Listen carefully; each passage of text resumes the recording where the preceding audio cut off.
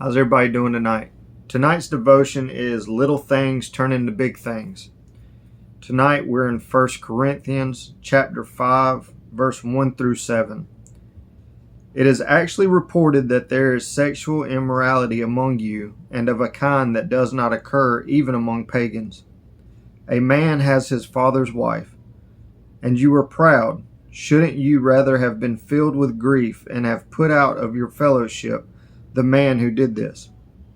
Even though I am not physically present, I am with you in spirit, and I have already passed judgment on the one who did this, just as if I were present. When you are assembled in the name of our Lord Jesus, and I am with you in spirit, and the power of our Lord Jesus is present, hand this man over to Satan, so that the sinful nature may be destroyed and his spirit saved on the day of the Lord. Your boasting is not good. Don't you know that a little yeast works through the whole batch of dough? Get rid of the old yeast, that you may be a new batch without yeast, as you really are. For Christ, our Passover lamb, has been sacrificed.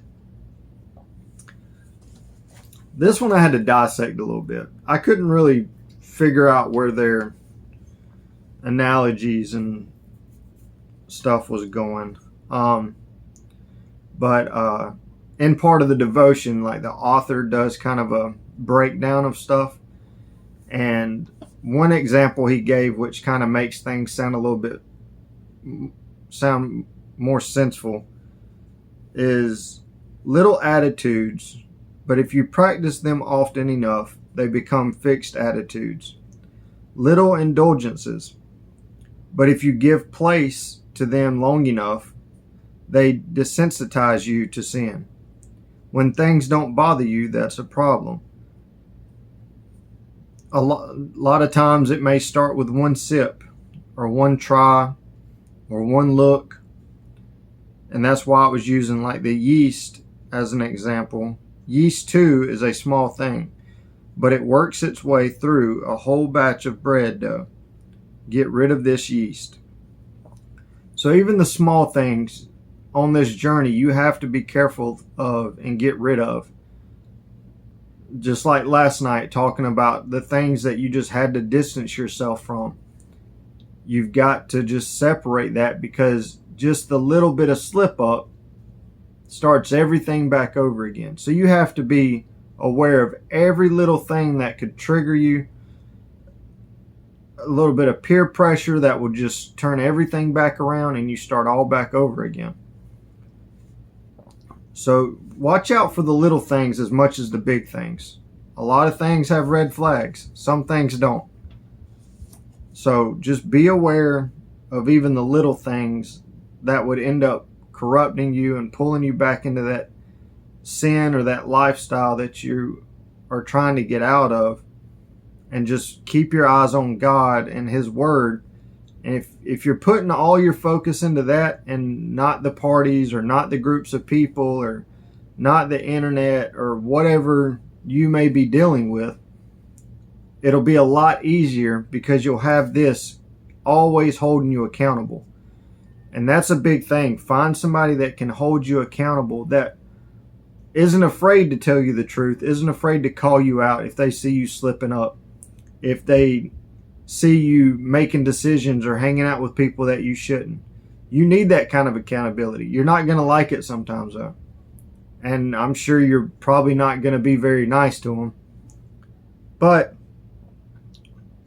my wife was my accountability partner. In the first couple of weeks, I'm like, look, I'm just going to have one. Just one. My body's all over the place. I got the shakes. I feel nauseous. Just one. And there was times she almost slipped up just because she wanted to see me not struggling and going through it so hard. And I'm glad she didn't. But when she told me no, man, I was mad. And I definitely didn't treat her the way she deserved. But find somebody that'll be that lifeline for you, because you need that accountability. Have somebody that knows you, knows your weaknesses, knows what you're going through. Let them in and let them know your story or what you're struggling with. They're going to need every detail, every little trigger, every little person, every little conversation. I mean, you ain't got to tell them your whole life story, but they need to know what to protect you from and what to keep you from that'll cause these little things to turn into big things. I hope everybody's had a great day. I hope you're succeeding at whatever your goal is. And I wish you the best. And I'm really excited about doing this. I've noticed a lot of my shorts are getting views. Some of my longer videos aren't. That's fine. I'm not here for the views. If somebody watches a video and it helps them, great. But most of this stuff you can't fit in a short. So that's what I'm working with right now. But I hope if anyone sees these, I hope it's helping you. I hope it's giving you some inspiration or even just some ways to handle things or some things to think about. But I hope you have a great night. I hope you have a great day tomorrow. I'll be back in the morning with a verse to kind of help you get your day started. So I wish you the best. And you can do this. You got it. Have a good one.